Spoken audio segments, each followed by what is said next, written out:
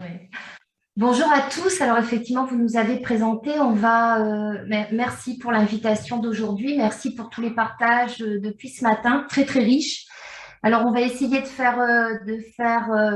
compléter en fait les propos depuis ce matin. Et donc je vous propose de partager mon écran avec le PowerPoint que nous avons préparé. Est-ce que Ça marche. Je vous laisse gérer le temps pour, s'il vous plaît, rester dans la limite des 15 minutes. Tout à fait. Merci Bruno. Alors, donc, on vous propose aujourd'hui de partager une question qui nous est chère. Comment la collaboration entre les professionnels peut-elle améliorer la scolarisation des élèves en situation de polyhandicap?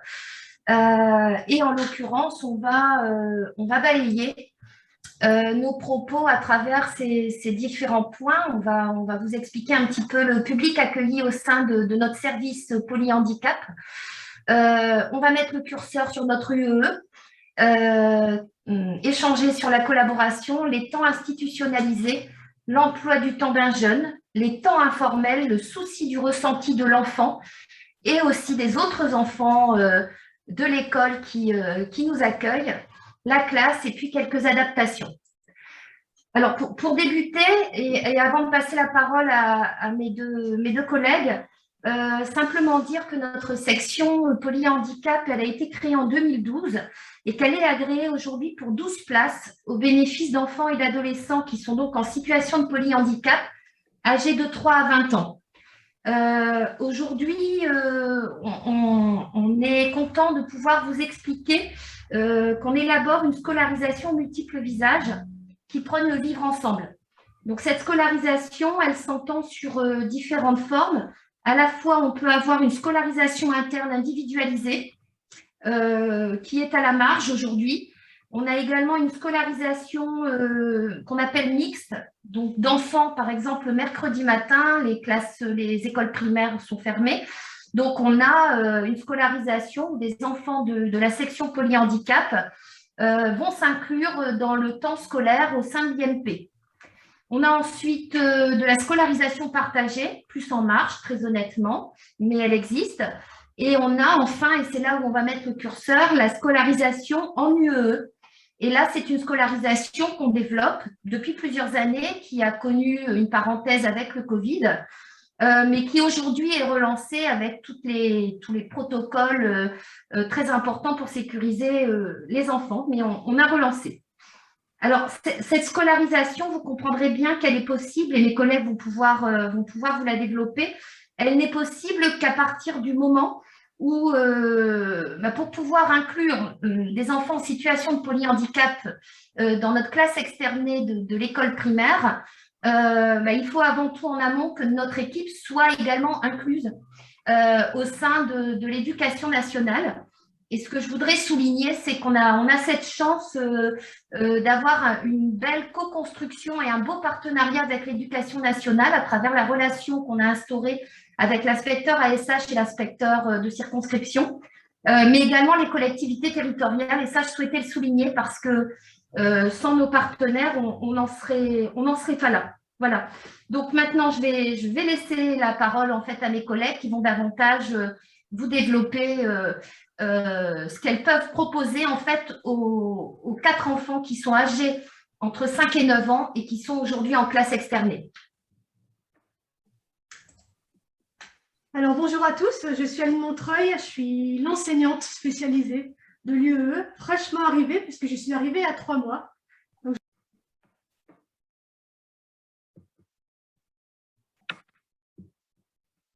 voilà, il a le mérite d'exister. Alors, une UE, on en a précisé, c'est les unités d'enseignement.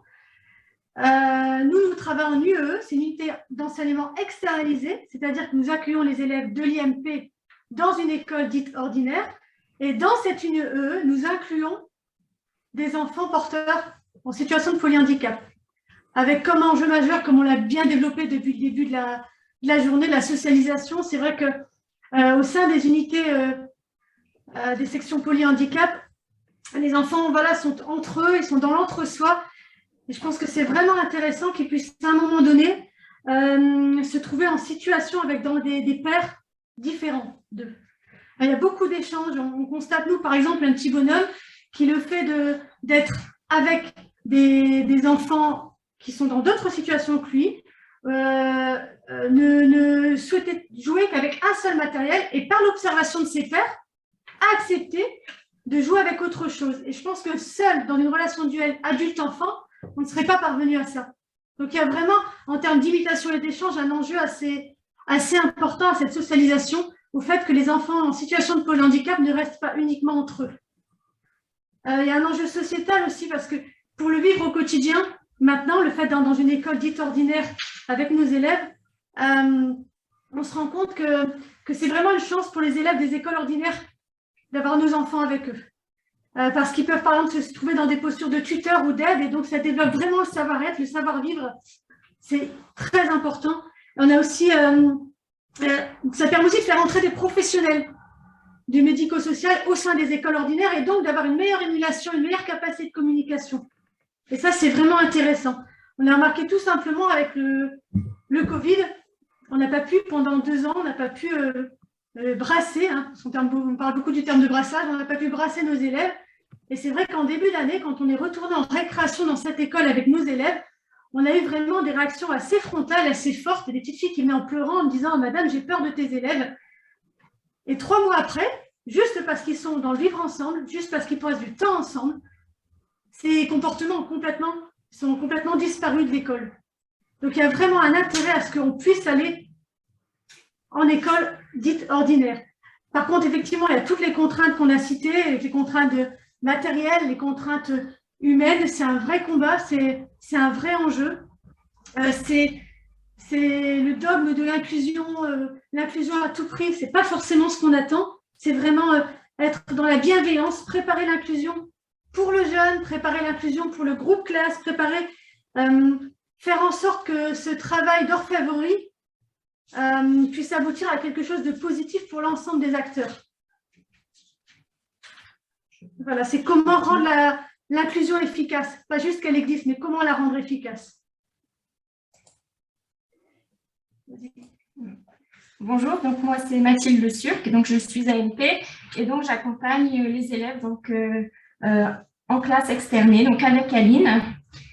Donc pour ce faire, donc, une collaboration est donc nécessaire, car voilà, on a vraiment donc une complémentarité donc, dans la perception de l'enfant.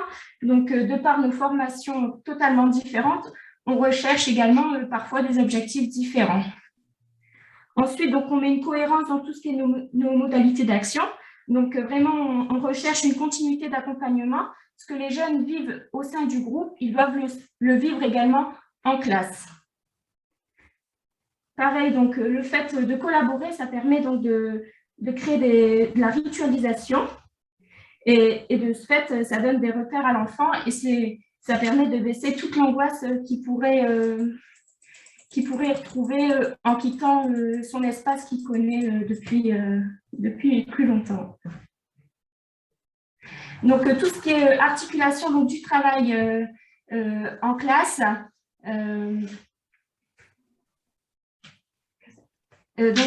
Aline donc, crée tout ce qui est support et donc moi en tant qu'accompagnant, donc je transmets donc à l'enfant ce support et de par ma formation différente et pareil avec mes collègues qui accompagnent également donc Aline, on a une façon donc différente de proposer le support, ce qui permet vraiment à l'enfant de généraliser et de pouvoir réussir ce qu'on lui demande. D'avoir différents acteurs sur le même support, ça peut être aussi intéressant, ça peut être une façon pour l'enfant de développer de nouveaux objectifs en fait. Et donc l'accompagnant a aussi un grand rôle, c'est sur le fait de tout ce qui est la transmission.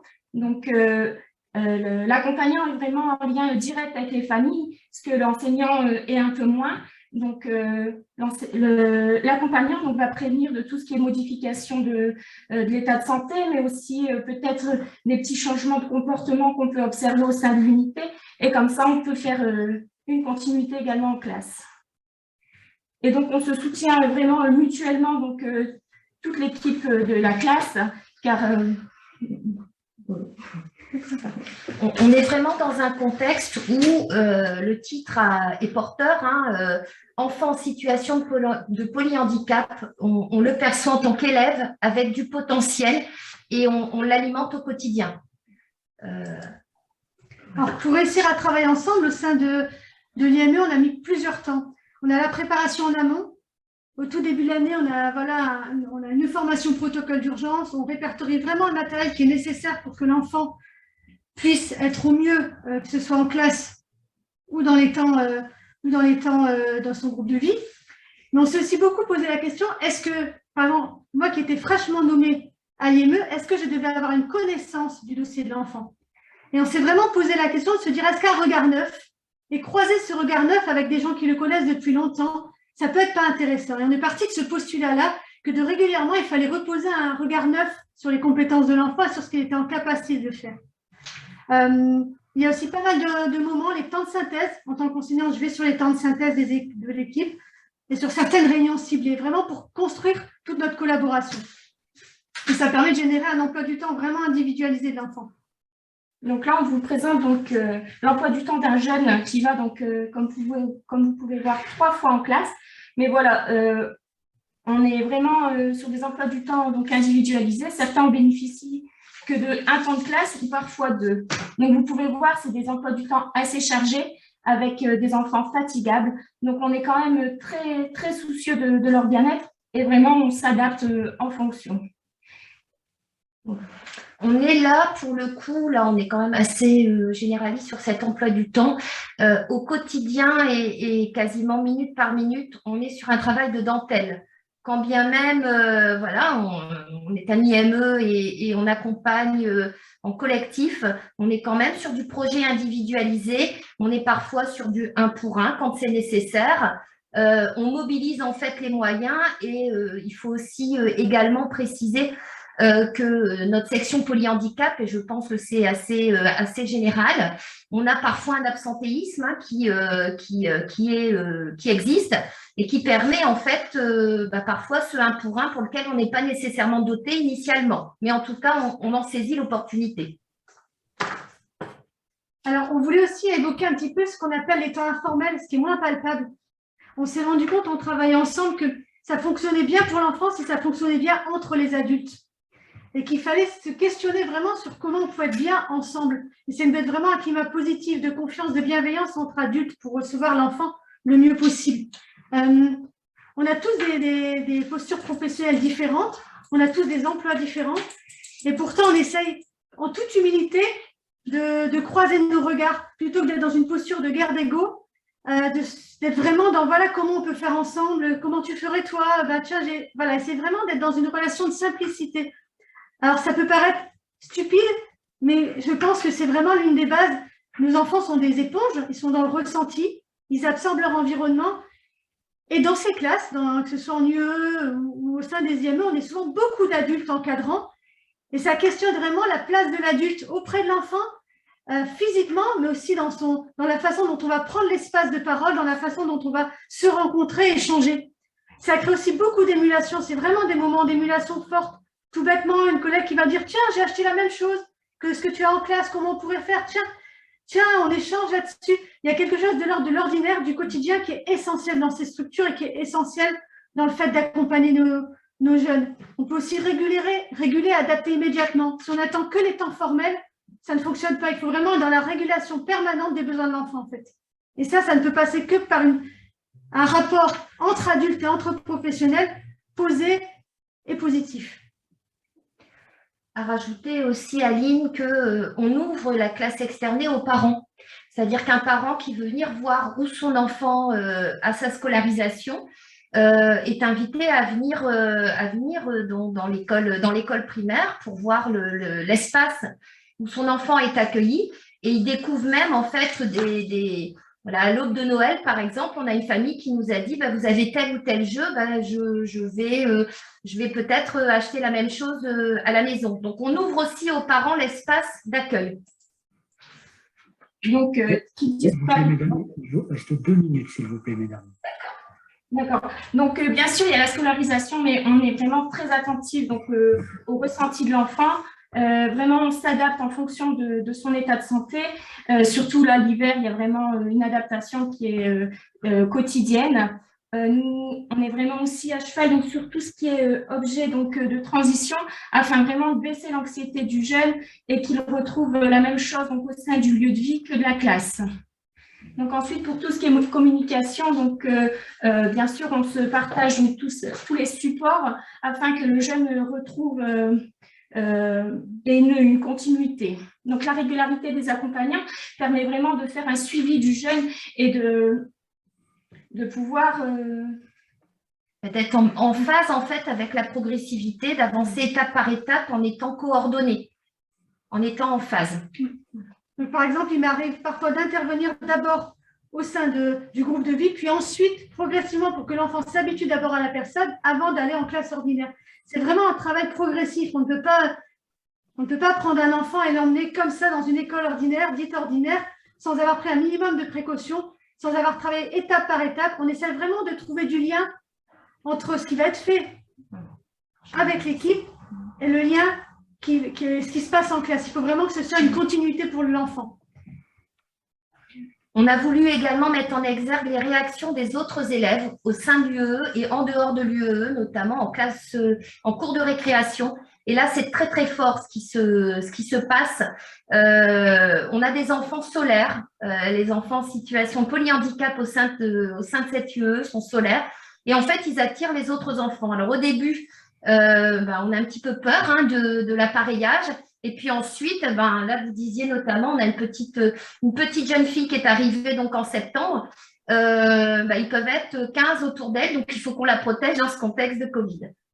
Alors, pour terminer, on a mis quelques photos de la classe qui est à la fois une classe pour de l'IME et pour des enfants en situation de polyhandicap. Donc, elle essaye de répondre aux besoins de plusieurs publics. Comme quoi, c'est possible de répondre aux besoins de publics différents dans un même lieu d'accueil. Et quelques supports qu'on utilise. Voilà. Et donc, pour terminer ce PowerPoint, donc on a vraiment voulu mettre en lumière, donc il faut avoir confiance en leurs capacités. Avec le Covid, on avait fait une interruption de la classe. On s'est dit, on va les réintégrer. Ça va être un travail sur une longue période, mais en fait, on voit vraiment que les jeunes se sont très vite adaptés. Il faut vraiment leur faire confiance. Et vraiment, en maître mot, donc c'est tenter, réadapter, s'adapter. Et le jeune en sera que gagnant. Il ne faut vraiment pas hésiter. Merci pour votre écoute. Nous qui vous remercions, mesdames.